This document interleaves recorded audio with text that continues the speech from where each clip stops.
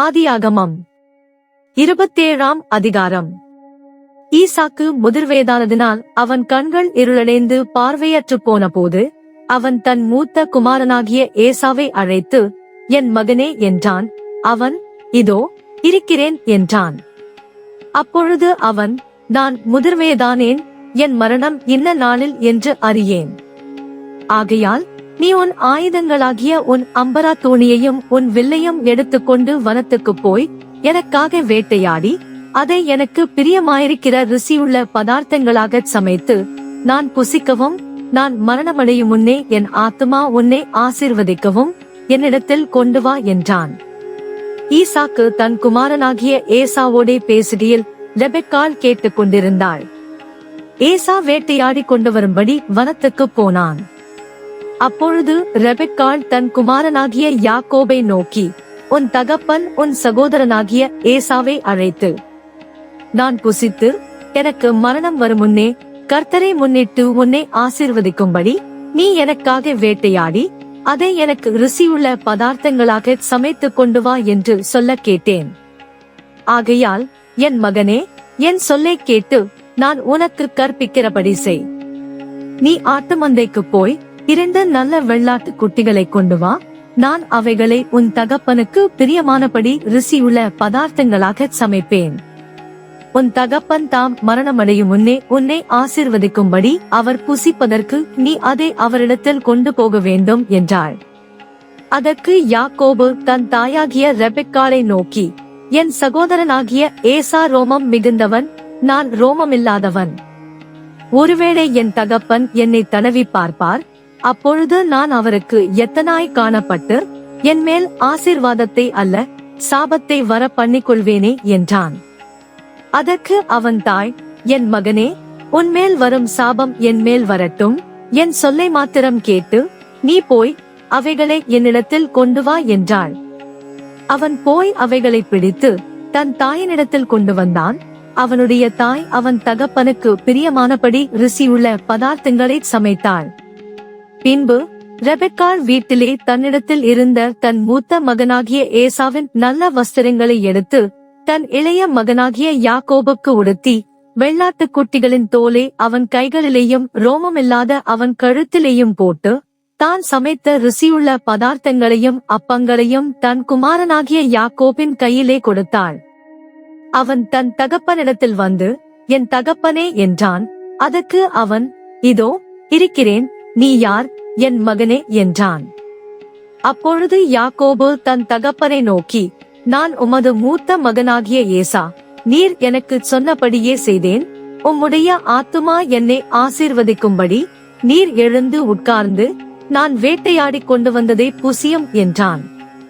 அப்பொழுது ஈசாக்கு தன் குமாரனை நோக்கி, என் மகனே, இது உனக்கு இத்தனை சீக்கிரமாய் எப்படி அகப்பட்டது என்றான். அவன், உம்முடைய தேவனாகிய கர்த்தர் எனக்கு நேரிட பண்ணினார் என்றான். அப்பொழுது ஈசாக்கு யாக்கோபை நோக்கி, என் மகனே, நீ என் குமாரனாகிய ஏசாதானோ அல்லவோ என்று நான் உன்னை தடவி பார்க்கும்படி கிட்ட வா என்றான். யாக்கோபு தன் தகப்பனாகிய ஈசாக்கண்டையில் கிட்ட போனான். அவன் இவனை தடவி பார்த்து, சத்தம் யாக்கோபின் சத்தம், கைகளோ ஏசாவின் கைகள் என்று சொல்லி, அவனுடைய கைகள் அவன் சகோதரனாகிய ஏசாவின் கைகளைப் போல ரோமமுள்ளவைகளாயிருந்தபடியினாலே இன்னான் என்று அறியாமல் அவனை ஆசீர்வதித்து, நீ என் குமாரனாகிய ஏசாதானோ என்றான். அவன், நான் தான் என்றான். அப்பொழுது அவன், என் குமாரனே, நீ வேட்டையாடி கொண்டு வந்ததை நான் புசித்து என் ஆத்துமா உன்னை ஆசீர்வதிக்கும்படி அதை என் கிட்ட கொண்டு வா என்றான். அவன் அதை கிட்ட கொண்டு போனான். அப்பொழுது அவன் புசித்தான். பிற்பாடு திராட்சரசம் அவனுக்கு கொண்டு வந்து கொடுத்தான். அவன் குடித்தான். அப்பொழுது அவன் தகப்பனாகிய ஈசாக்கு அவனை நோக்கி, என் மகனே, நீ கிட்ட வந்து என்னை முத்தஞ்சை என்றான். அவன் கிட்ட போய் அவனை முத்தஞ்செய்தான். அப்பொழுது அவனுடைய வஸ்திரங்களின் வாசனையை மோந்து, இதோ என் குமாரனுடைய வாசனை கர்த்தர் ஆசீர்வதித்த வயல்வெளியின் வாசனையைப் போல இருக்கிறது. தேவன் உனக்கு வானத்து பனியையும் பூமியின் கொழுமையையும் கொடுத்து மிகுந்த தானியத்தையும் திராட்சரசத்தையும் தந்தருளுவாராக. ஜனங்கள் உன்னை சேவிக்கவும் ஜாதிகள் உன்னை வணங்கவும் கடவர்கள். உன் சகோதரருக்கு எஜமானாயிருப்பாய். உன் தாயின் பிள்ளைகள் உன்னை வணங்குவார்கள். உன்னை சபிக்கிறவர்கள் சபிக்கப்பட்டவர்களும் உன்னை ஆசீர்வதிக்கிறவர்கள் ஆசீர்வதிக்கப்பட்டவர்களுமாய் இருப்பார்கள் என்று சொல்லி அவனை ஆசீர்வதித்தான். ஈசாக்கு யாக்கோபை ஆசீர்வதித்து முடிந்தபோது யாக்கோபு தன் தகப்பனாகிய ஈசாக்கின் சமூகத்தை விட்டு புறப்பட்டவுடனே அவன் சகோதரனாகிய ஏசா வேட்டையாடி வந்து சேர்ந்தான். அவனும் ருசியுள்ள பதார்த்தங்களை சமைத்து தன் தகப்பண்டைக்கு கொண்டு வந்து தகப்பனை நோக்கி, உம்முடைய ஆத்துமா என்னை ஆசீர்வதிக்கும்படி என் தகப்பனார் எழுந்திருந்து உம்முடைய குமாரனாகிய நான் வேட்டையாடி கொண்டு வந்ததை புசிப்பாராக என்றான். அப்பொழுது அவன் தகப்பனாகிய ஈசாக்கு, நீ யார் என்றான். அதற்கு அவன், நான் உமது மூத்த மகனாகிய ஏசா என்றான்.